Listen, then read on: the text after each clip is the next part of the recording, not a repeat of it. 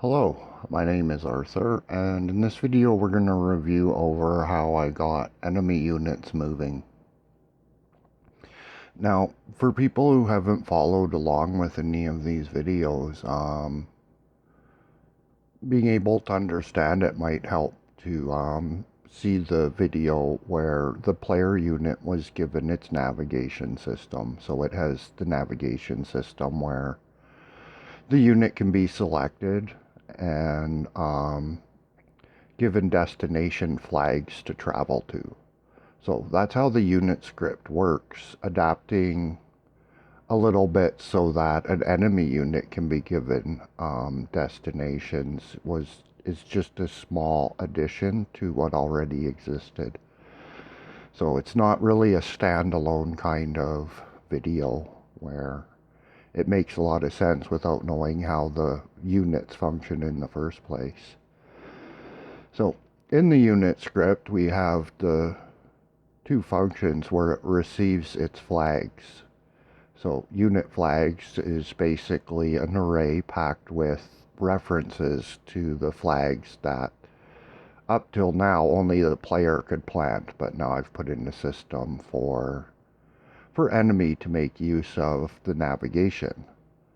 So there's the set unit flags that packs the array, and then there's remove unit flags that once a unit has made it to a flag, it gets removed from this array, and then it will look for its new destination, which will be the first index in the array unit flags. So to do that, all I really needed to do was make an enemy flag. So the enemy flag is very basic compared to the players. It doesn't need a graphic, and it's just an area with a collision shape. And its script is just going to check if the body that enters the area is the flag owner, so the same way that the player flag works. And then make the function call to remove it from the unit's array so that it knows to go to its next destination. And then because the enemy is following like a patrol route, where the player's flag would queue free once it gets reached and disappear, the unit flag for the enemy is just removed from the array, but it isn't sent away. It isn't told to queue free because it needs to go around and around that patrol route.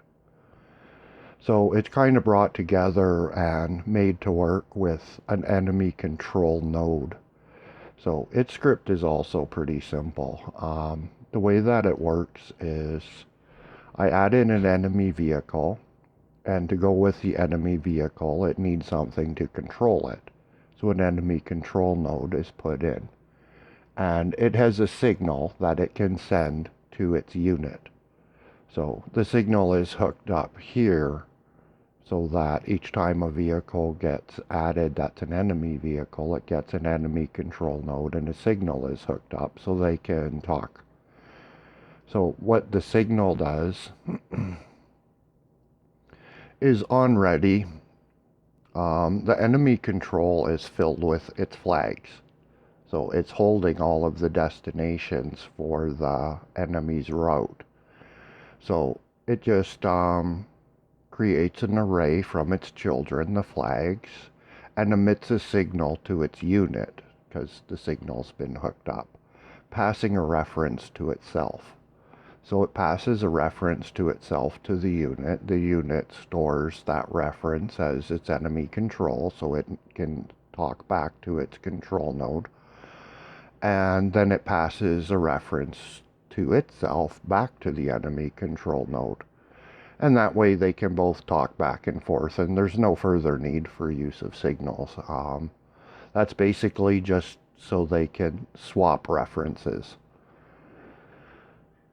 So the enemy control gets a reference, and it doesn't really use it. It's the flags that use that reference, so that's how the flag knows that the body that's entered is its owner. So it accesses that reference to know that that its owner has entered its area and to remove the flag because it's reached its destination. And then from there, we have the get flags function that's called by the unit. The die function, that's called by the unit. If the unit dies, it tells its control node to die. And get owner, this is just what returns the flag owner to the enemy flag so that it knows that what's entered its area is the owner or not. So get flags, that just functions, it's very basic really. In integrate forces, where all the movement for the units happens, is where a unit will check if it has an array size greater than 0 to set a destination. So the destination would be the first index in the unit flag. So it has a path, and we'll go about setting a destination based on the location of that reference. If it doesn't have the destination, it will fall down to here because the array is empty, there's no destination, the animation player stops. And in the event of an enemy, it will call to its enemy control, make a function call to get its flags. So that's the point. On runtime, an enemy unit just falls straight down to this. It gets its flags, which are packed into set unit flags, one flag at a time, because that's the way it's made to work. One click at a time, a player sets its flag. So one unit at one reference at a time gets packed in. So it just quickly iterates through and packs that array with all of the children. And then as the destinations are reached, the unit will remove the reference to each of the flags until it's empty. Then it will make the function call get flags and begin at the start. So that creates a course that it will just continually follow. So the course is just points, the flags moved around to different points on the road so that the enemy is patrolling on a road. So that gets the enemy moving. It needs more because that leaves the enemy pretty stupid. So our dumb enemy is not going to be enough. We'll just have a look at what it does. And now the nature of the gun on the Jeep is still that it only has a 100-degree radius, so it can't shoot behind itself, and that creates a weakness in the vehicle where if you get behind the Jeep, it can't shoot you, but you can shoot it. And right now with the dumb vehicle, it's pretty much helpless. All you have to do is drive up behind it to kill it. So it's going to need a little bit more functionality, and it's going to need some line of sight functionality because right now it should not be able to see my Jeep. But when I'm in sight, that Jeep should be able to see me and come and attack me. So that would be some line of sight. Now the gun is in range, but it should be able to see me sooner than when the gun is in range. So this is the weakness. It's pretty easy to come up behind him and just blow him away because he's helpless. He can't do anything. He can't shoot back.